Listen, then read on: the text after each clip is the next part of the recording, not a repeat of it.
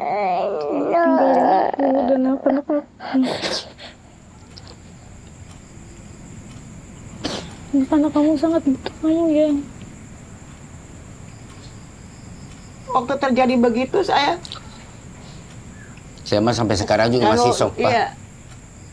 Kamu kenapa nangis? Adul orangnya nggak bisa marah.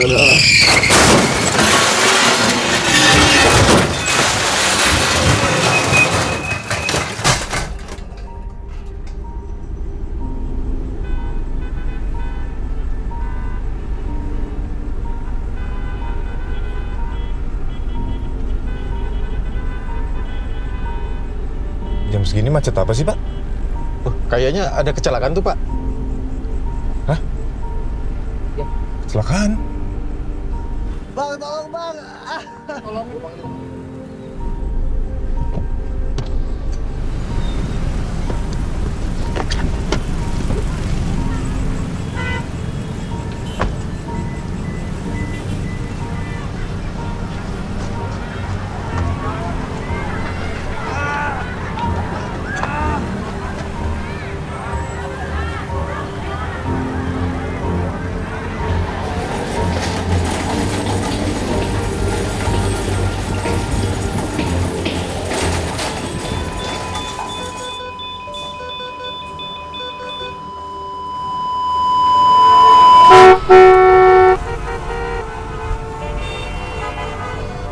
Siapa saja bisa menjadi korban kecelakaan lalu lintas. Kita memang tidak akan pernah tahu apa yang akan terjadi di depan kita. Waspada dan antisipasi itu memang perlu. Jalanan adalah rimba sebenarnya. Siapa saja bisa menjadi korban kecelakaan lalu lintas. Setiap kesempatan bisa saja naas itu terjadi. Semua orang tentu berharap baik-baik saja, berharap pulang ke rumah dengan selamat, bertemu dengan istri dan anak. Tapi siapa yang bisa melindungi harapan itu?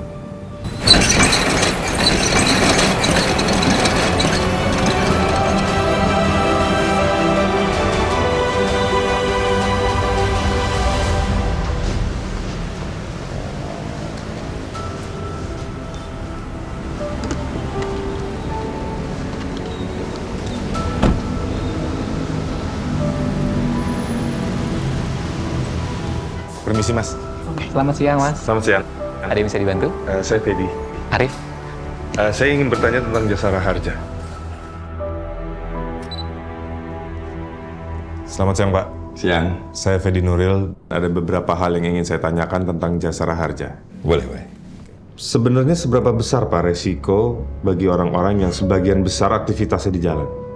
Dalam 1 tahun, lebih dari 120.000 kecelakaan. Wow.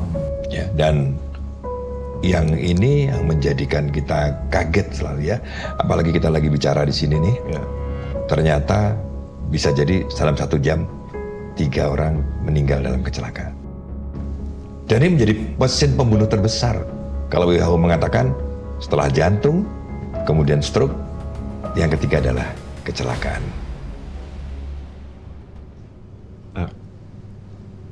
Pencapaian apa yang sudah membuat Bapak bangga selama bekerja di jasa Raharja? Ketika mendapatkan amanah ini, yang membanggakan adalah mendapatkan kesempatan pengabdian kepada negara dan pengabdian kepada masyarakat.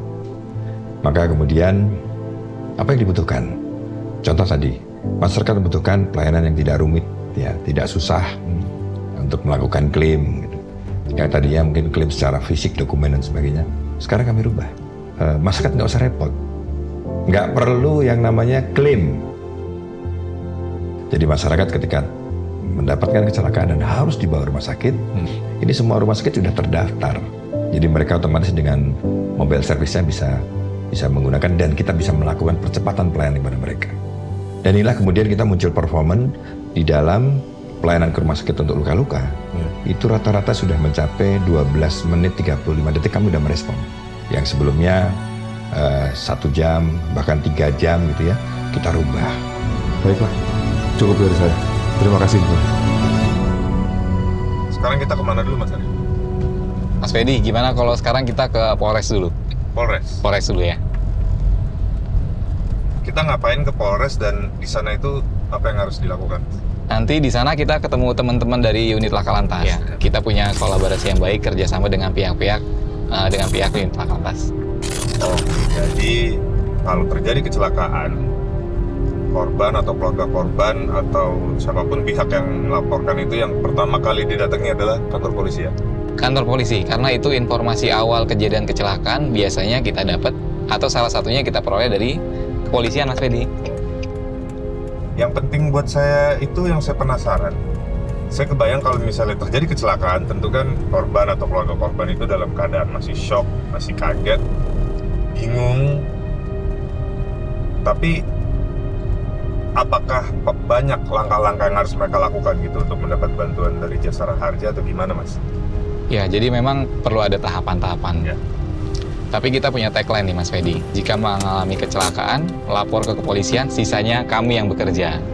Jadi itu memudahkan, Mas Fedi, buat masyarakat. Nggak perlu mereka repot-repot mengurus ini, itu, dan lain. Sisanya biar kami yang bekerja. Masyarakat hanya perlu melapor kejadian tersebut ke kepolisian.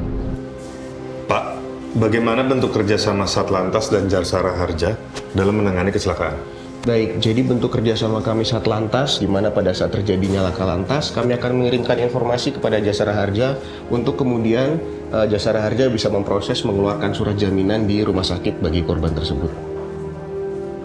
Kalau korban yang meninggal dunia gimana, Pak? Nah, untuk korban yang meninggal dunia, perlakuannya akan sama saja seperti korban yang luka-luka. Hanya saja perbedaannya, jika korban mengalami luka-luka, maka Jasara Harja akan datang ke rumah sakit yang menangani pihak korban. Namun apabila korban meninggal dunia, maka Jasara Harja akan langsung datang ke kediaman yang bersangkutan. Seperti itu, Mas. Semua jawaban atas perlindungan itu kini hampir tampak nyata. Bagaimana sebuah instansi seperti Jasara Harja bisa melindungi sebuah harapan. Sekarang kita kemana, Mas? Nah, dari Polres, sekarang kita ke rumah sakit, Mas Fedi. Ke rumah sakit. Apa bisa dibilang disinilah Jasara Harja mulai mengambil alih? Ya, bisa dibilang begitu, Mas Fedi. Di sini kita sudah mulai bertemu langsung dengan korban kecelakaan. Kita berikan pelayanan kepada korban kecelakaan, Mas Fedi. Harapan. Kata yang memang sederhana, tapi sangat powerful untuk yang menjalankan. Katanya, nanti kita akan bertemu orang-orang yang memperjuangkan hidupnya dengan harapan. Untuk yang di Bekasi, itu di Jalan Raya Perjuangan Bekasi, nomor 9, dekat stasiun Bekasi. Ada lagi yang bisa saya bantu, Pak? Cukup, Pak. Sudah cukup ya? Terima kasih banyak.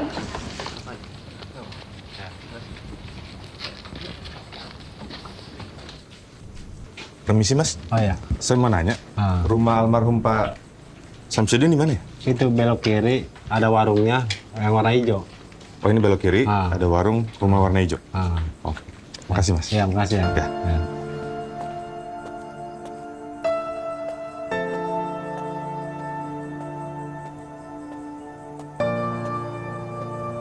Terlalu besar kadang harapan telah kita titipkan untuk orang yang kita kasihi. Tapi tidak boleh kalah dengan harapan untuk terus melanjutkan hidup.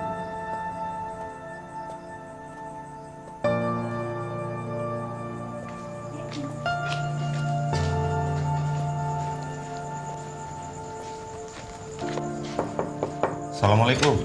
Waalaikumsalam. Apa benar ini rumahnya almarhum Pak Samsudin? Dapat kabar bahwa Pak Samsudin kecelakaan. Apa yang pertama kepikiran, Mbak? Nggak mungkin gitu ya. Temennya dia nyamperin ke sini. Iya, sekolah. Mama Adul, kenapa? Adul katanya kejepit. Hah, kejepit apa dalam hati saya? Padahal kan baru jam 9:30, kata saya. Ini dia main kemana? Kata saya kan belum pulang, kejepit mobil. Langsung buru-buru saya ke sono. Masa sih buru-buru ke sono? Pas ke sono ngeliat astagfirullahaladzim. Nah, saya pas sampai ke rumah sakit, ngeliat ke rumah sakit, ini kakak iparnya nelpon dari rumah sakit, jangan Pak, Bapak takut nggak kuat. Iya, nggak kuat. Kan di sini udah ketahuan kecelakaan begini, jadi ngurusin yang sehat.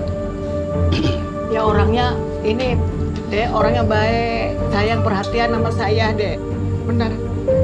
Saya nggak dianggap mantu, saya dianggap anak sendiri, Dek. Benar. Orangnya pendiam sih. Orangnya dia Pendiam, gak banyak ngomong orangnya. Sama anak-anak juga sayang, sama saya, sama mertuanya juga sayang. Apalagi sama anak-anak, sama istrinya. Saya ingat kebaikannya, Dek, benar demi Allah, demi Rasulullah, Dek, saya ingat sampai sekarang kalau saya ingat waktu terjadi begitu saya Terus dapat kabar dari orang sana, Samsudin kecelakaan, ketabrak mobil kontainer. Saya juga nggak habis pikir, berapa menit sebelum terjadi, ambil video call sama anak saya.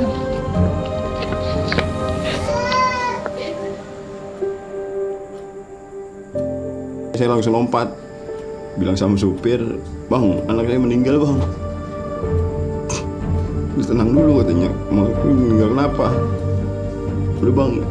Langsung saya banting tuh HP, langsung saya turun langsung naik taksi. Saya duluan gitu. Itu ambulans semuanya saya acak-acak mayat-mayat, saya iniin, saya cari anak saya buka-bukain gitu. Pas sudah ketemu baru saya, ya Allah.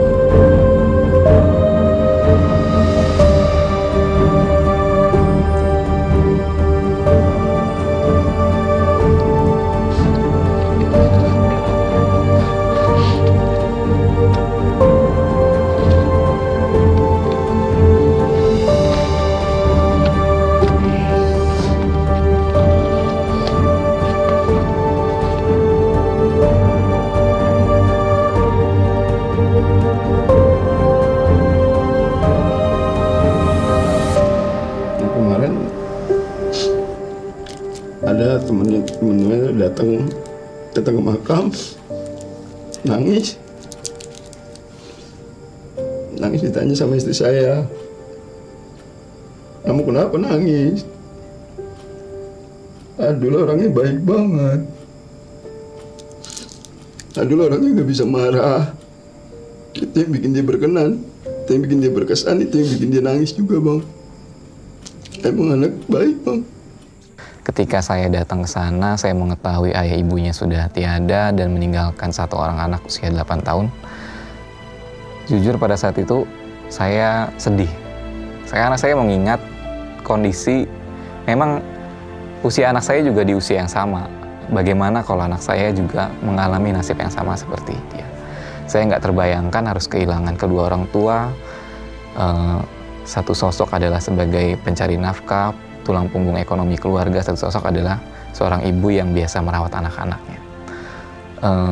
Dan saya juga melihat sebuah kesedihan dari orang tua dari salah satu korban.